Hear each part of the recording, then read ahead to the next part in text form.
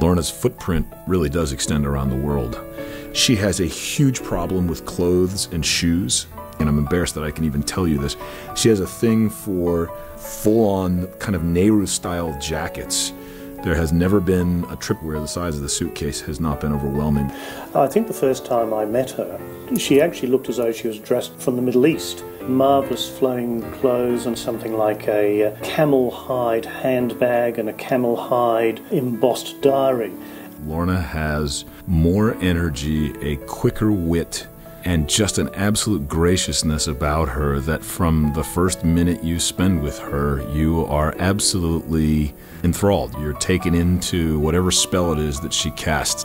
I watch her in the environment of teaching, a huge amount of expertise, but also at the same time, an ability to tell stories. Whatever she does it from the basis of total knowledge and total control. When she's doing a keynote speech, for example, she prepares so carefully that it becomes a play. There's a bit of dress up. I've seen her do a Harry Potter presentation on fundraising. And God knows how she's able to carve out major gift strategy using him. It's rare that you hear a presentation where Lorna doesn't profess her absolute lust for Russell Crowe. And yet still present extraordinarily good and detailed information. I absolutely believe that she is one of the most extraordinary practitioners in our area.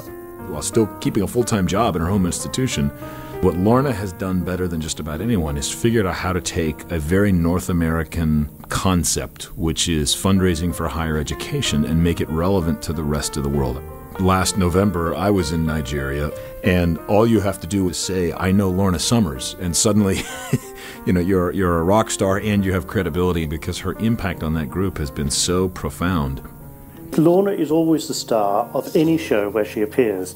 I think what attracts the world to be such fans of Lorna is her skill, but then the person that's underneath it. One of the kindest, most caring people you'd ever want to know.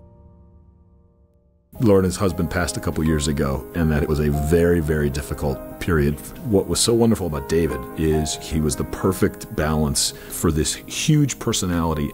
David always traveled with Lorna, and poor David would come spend a week in these god-awful dorms in the middle of July with no air conditioning, just because they loved each other so deeply and they wanted to be together. And Lorna talked freely about David, and every once in a while, David would come sit in the back of one of Lorna's sessions.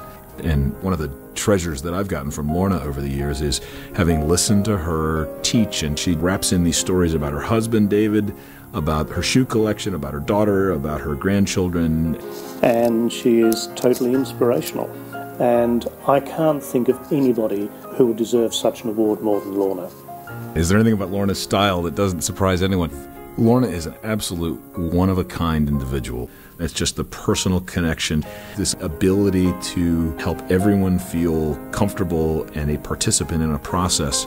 Lorna has contributed to this profession because of her passion around teaching the world to do what she loves to do. She has clearly earned this through a personal commitment to people's growth around the world.